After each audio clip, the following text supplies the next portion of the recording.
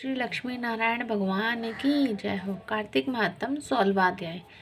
इतनी कथा सुनाने के पश्चात नारद जी ने कहा, हे राजा पृथु, अब मैं आपको भगवान के मंदिर में दीपदान करने तथा झाड़ू लगाने का महात्म सुनाता हूँ, जो एक समय मुझे ब्रह्मा जी ने बताया था। अत्यंत गोपनीय इस कथा को आप ध्यान पूर्वक सुनिए। अत्यंत प्राचीन काल की बात है। चंद्रवंश में जयध्वज नाम का एक अत्यंत प्रतापी तथा प्रभुभक्त राजा राज्य करता था।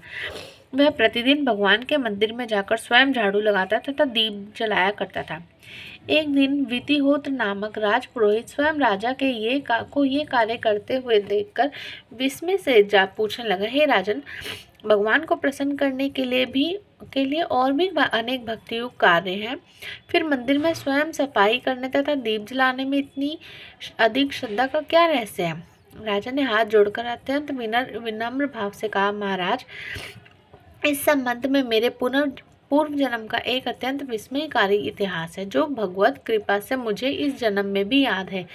यदि आपका आदेश हो तो वह घटना मैं आपको सुनाऊं। पूर्व जन्म की वह घटना सुनाते हुए राजा जयध्वज ने कहा, सतयुग में स्वरोचित मनवंतर में वेदांगों का जानने वाला एक ब्राह्मण था, जो अत्यंत विद्वान होते हुए भी दुष्कर्मों से लिप्त रहता था। उसके खोटे कर्मों के कारण उसके बंधु बांधवों ने उसका परित्याग कर दिया था। एक दिन भूख प्यास से अत्यंत दुखित हो वह घूमता फिरता नर्मदा नदी के तट पर जा पहुंचा और वहीं पर उसने अपने प्राण त्याग दिए। उसकी स्त्री भी व्यभिचारिणी थी, अतएव उसके बंधुओं ने उसे भी घर से निकाल दिया था। उसी के गर्भ से अत्यंत पापी मैं उत्पन्न हुआ। उस जन्म में मेरा नाम दंडकेतु था। दूसरों की स्त्रियों, वेश्याओं तथा धन के लिए मैंने गौ, पशु तथा अनेक मनुष्यों की हत्याएं की और इस प्रकार पाप पूर्ण जीवन व्यतीत करता रहा। एक रात्रि को किसी दूसरे की स्त्री से भोग करने की इच्छा से मैं एक सूने देवालय में गया। वहां जाकर मैंने वस्त्र से स्थान साफ किया और दीपक जलाया।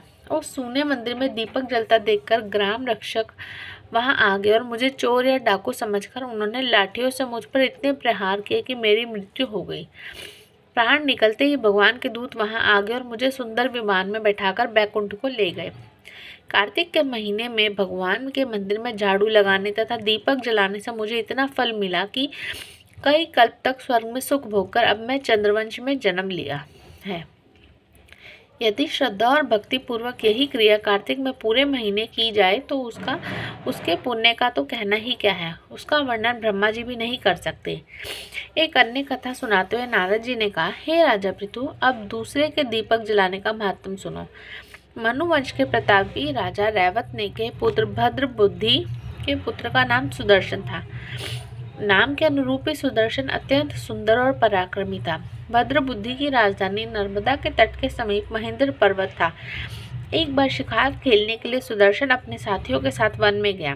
घूमते फिरते हुए उसने नदी के उस पार एक सुंदर कन्या को देखा तो साथियों को वहीं छोड़कर घोड़े पर सवार होकर तत्काल नदी के उस पार जा पहुंचा।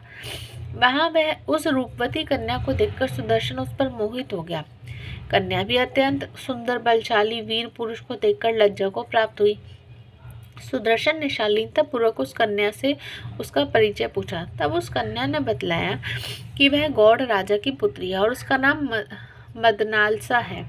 अपनी सखियों के साथ क्रीड़ा करने के लिए वह यहाँ पर आई है। इसके बाद स्वेच्छा पूर्वक उन दोनों ने गंधर्व रीति से वहीं पर अपना विवाह कर लिया और कुछ समय तक नर्मदा नदी के तट पर विहार करते रहे। फिर अपने घर पर आकर वे दोनों आनंद पूर्वक रहने लगे। कुछ समय बाद राजा भद्रबुद्धि अपने पुत्र सुदर्शन को राज्य सौंपकर स्वयं वन में चले गए।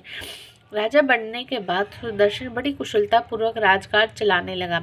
रानी बदनालसा सदा अपने पति को विष्णु भगवान की पूजा आराधना करने का उपदेश आदि करती रहती थी। इस प्रकार वे दोनों ही भगवान के अनन्य भक्त बन गए। राजा सुदर्शन ने रानी की प्रेरणा से भगवान का एक स्वर्ण मंदिर बनवाया। दोनों ही उसमें प्रतिदिन भगवान का पूजन तथा कार्तिक मास में दीपदान किया करते थे। एक दिन रानी मंदिर में दीप जला रही थी कि उसी समय राजा ने उसे बुलाया, परंतु दीप जलाकर आने में रानी को देर लगी। इस पर राजा सुदर्शन ने क्रोधावेश में आकर रानी से कहा, तुम तो कहती थी कि पति ही स्त्री का देवता होता है, फिर दीपदान में इतनी देर लगाकर तुमने मेरा अनादर क्यों किया? यदि देरी का कोई और गुप्त कारण हो तो कहो। तब सती साध्वी मदनालसा अत्यंत स्नेह युक्त वचनों से बोली, हे महाराज, मैं दीपदान का महत्व आपको बताती हूँ। अब आप ध्यानपूर्वक सुने, मेरे वचनों को सुने। अपने पिछले जन्म की कहानी सुनाते हुए रानी ने कहा, अपने पिछले जन्म में मैं एक चूहिया थी। गोदावरी के तट पर एक मंदिर में मैं रहती थी। एक दिन भगवान के मंदिर में रात्रि को जलता हुआ दीपक बत्ती छोटी होने के कारण बुझने लगी।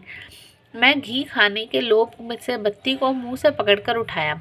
मेरा ऐसा करने से दीपक की लौ तेज होगी, परंतु साथ ही मेरा मुंह भी जल गया।